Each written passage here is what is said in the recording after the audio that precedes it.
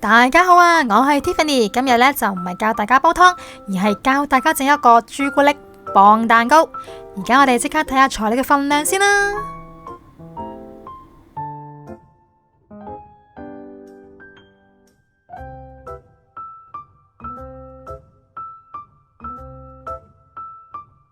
首先呢，我哋就將啲牛油煮溶。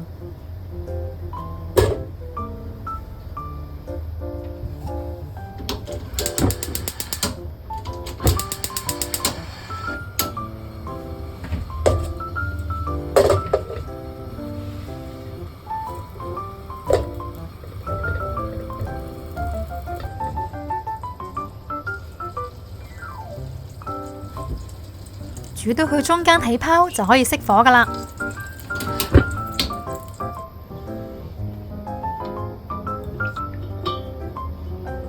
跟住呢，我哋就將啲朱古力粒呢就擺落去頭先煮溶咗嘅牛油裏面，然後再用刮刀將佢攪勻佢，咁搞到佢完全混合就 OK 啦。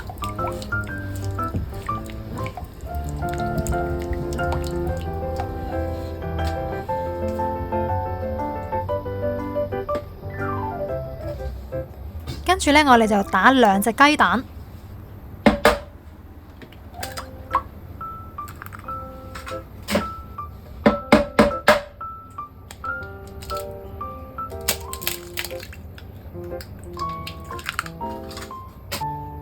然後就加入牛奶，跟住呢，就預備一兜熱水。咁就將雞蛋同牛奶撞上去，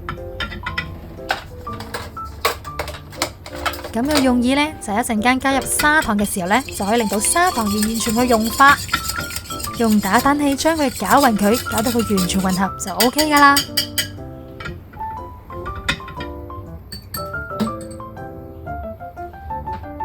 跟住呢，就可以將啱啱攪勻咗嘅雞蛋牛奶倒落去朱古力牛油裏面。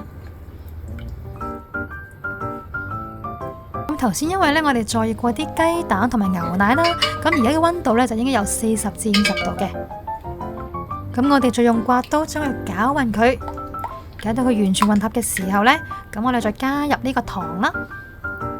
咁頭先我都提及過啦，再熱啲雞蛋同埋牛奶嘅用意呢，就可以令糖完全去融化。跟住呢，就再用刮刀將佢攪勻佢。將佢啲砂糖搞到佢完全融化就 OK 啦。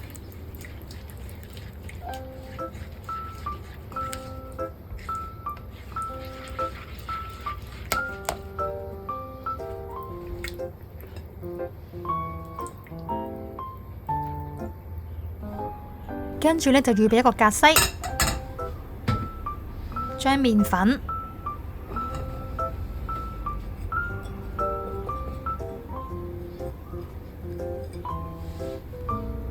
谷古粉，仲有拋打粉，一齊過一過格篩。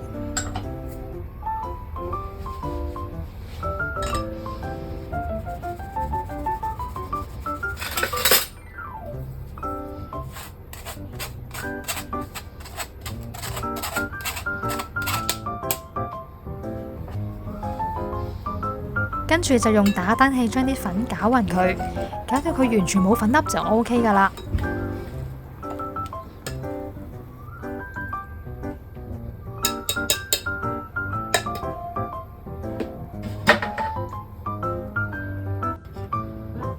跟住呢，就預備一個長方形嘅蛋糕模，咁就將頭先攪勻咗嘅朱古力漿呢，就倒落去呢個蛋糕模裏面。咁倒到去80滿就 OK 噶啦。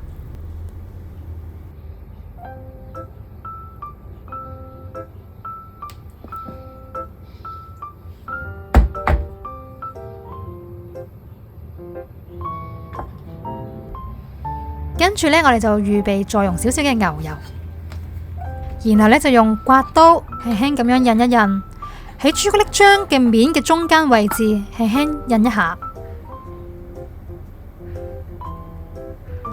咁就會印好一條線啦。咁嘅用意呢，就係令佢中間嘅位置喺焗嘅時間爆開。咁跟住呢，就可以入焗爐啦。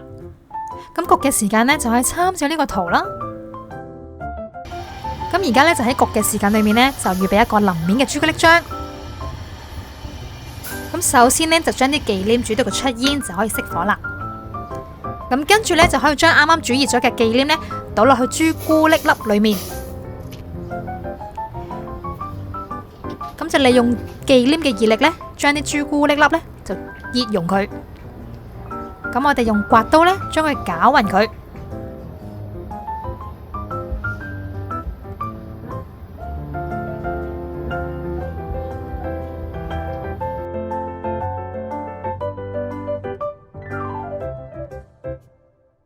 咁跟住呢，我哋就將呢個朱古力磅蛋糕脫模，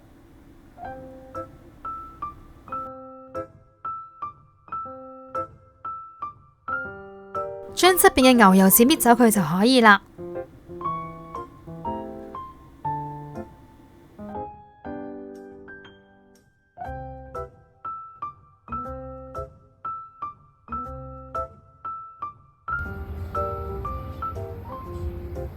咁而家最後嘅步驟呢，就將頭先已經整好咗嘅朱古力醬呢，就淋喺呢個朱古力牛油磅蛋糕嘅面上面。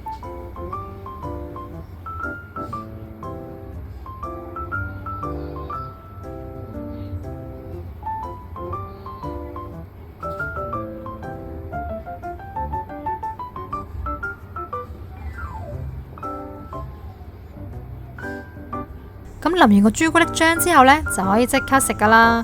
咁亦都可以呢，等佢乾透咗之後擺雪櫃雪凍佢嚟食都可以噶。今日同大家分享呢個朱古力牛油磅蛋糕就已經做好啦。如果大家中意我哋呢條片嘅話呢，就記得俾個 like 同埋訂閱我哋嘅 channel 啦。